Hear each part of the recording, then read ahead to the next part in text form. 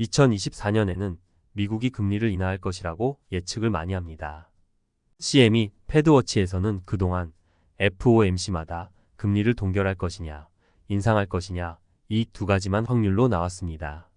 그러나 최근에 드디어 금리를 인상할 것이라는 확률이 아예 사라지고 금리를 인하할 것이냐, 아니면 동결할 것이냐로 예상 포인트가 완전히 바뀐 모습입니다. 패드워치에서 금리를 인하할 수도 있다는 확률이 등장한 건 정말 오랜만이죠. 아직은 0.2% 수준으로 의미가 없지만 앞으로 FOMC의 화두는 동결이냐, 인하냐 이쪽으로 시장에 관심이 쏠릴 것입니다. 내년에 연준이 금리를 내릴 또 다른 근거는 소비자 물가 지수인 CPI와 기준금리의 관계에서도 찾을 수 있습니다. 보시는 화면에서 파란 선이 기준금리고 빨간 선이 CPI입니다.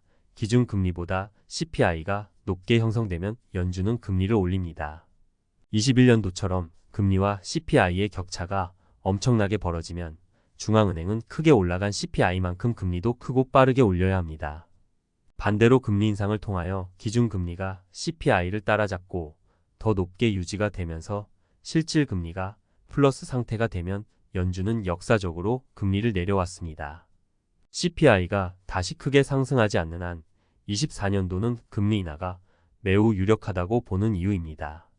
투자자들 중에서는 연준이 금리를 인하하면 이제 주식시장은 상승장이 펼쳐질 것이라며 장밋빛 미래를 꿈꾸는 사람들이 많습니다. 금리를 인하하면 채권시장은 확실히 올라갑니다. 가격과 반대로 움직이는 금리가 떨어지면 채권은 무조건 오르죠.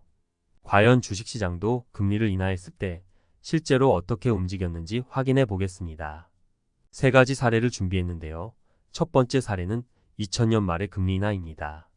세 가지 사례 모두 파란 선이 기준금리를 따라 움직이는 연방기금실효금리이며 빨간 선이 나스닥 지수입니다. 보시는 것처럼 금리를 인하해도 오히려 하락장이 나왔습니다. 아예 금리를 인하하면 인하할수록 주가도 더 빠졌던 모습을 보입니다. 두 번째 사례는 2007년의 금리 인하입니다. 금리를 인하하자 아주 잠깐 동안 주가가 오르더니 1년 내내 하락장만 펼쳐집니다. 그리고 금융위기가 찾아왔죠. 마지막 세 번째 사례가 최근에 있었던 2019년의 금리 인하입니다.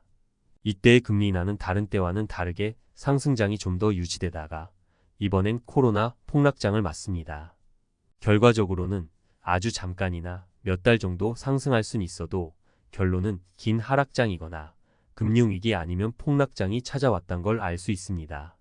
과연 거의 유력해 보이는 24년도의 금리 인하 시기는 주식시장이 어떻게 흘러갈까요? 저는 개인적으로 지금처럼 금리를 동결할 때까지만 주식 보유를 권하고 싶습니다. 사람들의 생각과는 다르게 금리를 인하하는 순간이 가장 위험하며 주식을 매수해야 할 바닥 시기는 어느 정도 하락장이 진행된 다음에 연준이 금융 안정을 핑계로 시장의 구원투수로 등장하는 시점을 매수 시점으로 잡아야 할 것입니다. 주식시장은 하락장을 피하는 것만으로도 남들보다 돈을 버는 것입니다. 계속 발표되는 지표들을 보다가 뭔가 심각하게 부러지는 지표 가나와 금리를 정말 인하할 것 같으면 차라리 시장에서 잠시 빠져나오십시오. 오늘 내용을 참고하시길 바라면서 투자에 도움이 되시길 바랍니다.